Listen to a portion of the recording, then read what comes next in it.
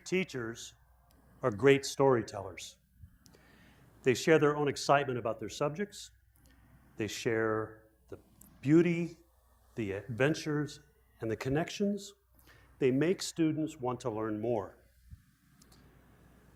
But for learning to happen, the students have to make the teacher's story their own.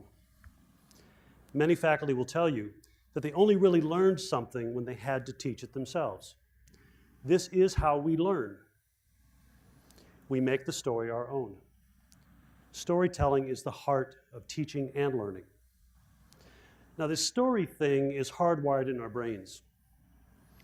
More than 30 years ago, Walter Fisher argued, before fMRI could confirm his theories, that we are human as essentially storytellers.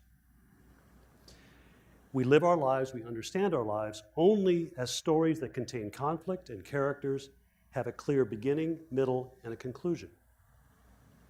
Steve Jobs said that the most powerful person in the world is a storyteller. We understand everything through story. Now, one of the best parts of my job is commencement. First, I get to shake the hand of every student who crosses the stage, with a few hundred high fives thrown in. Now, almost every student who crosses the stage has a great story. Almost. Some have completed their courses and their projects without finding a purpose or a story. They've met the requirements. They have a transcript, but they don't have a story. They found no purpose beyond their GPA. Some students don't have a story to tell. Now, another one of the best parts of my job is the welcome for students on the first day of new student orientation. Picture 1,000 freshmen on bleachers at 9 a.m. and realize that they've just spent their first night in the dorm in August with no air conditioning. But they are ready to start a new adventure. They want to write a new story, and they want to start now. 9 years ago, one of those students was Anna. She came to WPI for physics. She came to WPI for projects. The core graduation requirements at WPI are a 9-credit project in your major and a 9-credit interdisciplinary project. It's 1/4 of your junior and senior year. Anna started her work in the Great Problem Seminars at WPI. This is a first-year project program that WPI introduced about 11 years ago. We wanted to put project work at the very beginning of the student experience, before they have all the right required courses. Anna signed up for the seminar framed by the National Academy of Engineering's Grand Challenges. Her professors raced through the most pressing problems facing humanity: energy, food, water, health, climate change, only 1 week for each. It was only an overview of the dimensions of the challenge. Every challenge has technical, human, and social dimensions. Everyone is clearly important. Now, students spend the next 7 weeks working on a project. Now, the challenge for the students is to find a part of the piece of this big problem where they can get some traction. Okay?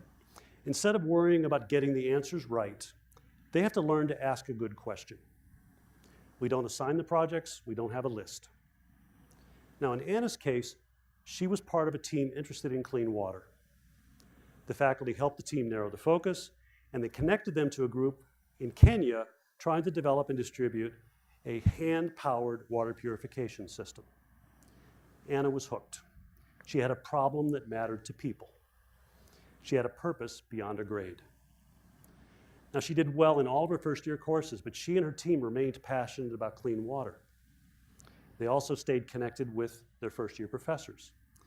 The professors helped Anna and her group obtain the funding for an 8-day trip to continue their project work over the summer. Anna returned. She changed her major from physics to mechanical engineering, but she retained her interest in clean water. This need was so compelling for Anna that she began to ignore her regular classes, including differential equations. She did okay, but eventually she decided to take a year off and went back to Africa to work on clean water. Now, there's a happy ending. Anna did return to WPI after that year away, and she did complete her degree. But Anna needed that important problem to power her work. Now, knowing Anna as I do, I doubt that she would have come back to WPI after the first year. I think she probably would have left after the first semester if she had not started with that important project work. Social scientist Sheila Tobias wrote a beautiful little book about 25 years ago called "They're Not Dumb, They're Different: Stalking the Second Tier." Tobias tried to determine why otherwise strong students give up study in science and engineering. The lack of early connection to important problems, problems that are part of a story, was one of the reasons that Tobias cited. Students in this second tier, students like Anna, need stories to connect. Storytelling is the heart of learning. 3 years ago, one of those students on the bleachers was Alex. But Alex seems to be able to do it all. He's a double major. He sings in the Glee Club. He plays bass in a band that's performed more than 400 times in 8 states. And he keeps adding independent research topics on top of his regular courses. Alex also helped start a student organization committed to innovation, collaboration, and entrepreneurship. These students, calling themselves Launchpad, wanted to find ways to support personal projects, projects outside the standard academic track. They meet twice a week, including every Friday morning at 7 a.m. in a coffee shop near campus. Picture that, students at 7 a.m., coffee shop near campus, to talk about their projects. One example, they revived a program during winter break with half-day, full-day, and 2-day workshops on subjects ranging from leadership, this one's run by the ROTC cadets, to creativity training for project teams. This is run by a WPI alum who does this for a living. Launchpad also organizes pitch competitions and innovation challenges throughout the year. Alex presented the team's story to the WPI trustees, describing how Launchpad was promoting innovation and entrepreneurship outside the classroom. One trustee wrote a check that supports the regular pitch competitions. Storytelling built this team. I think storytelling is the heart of teamwork.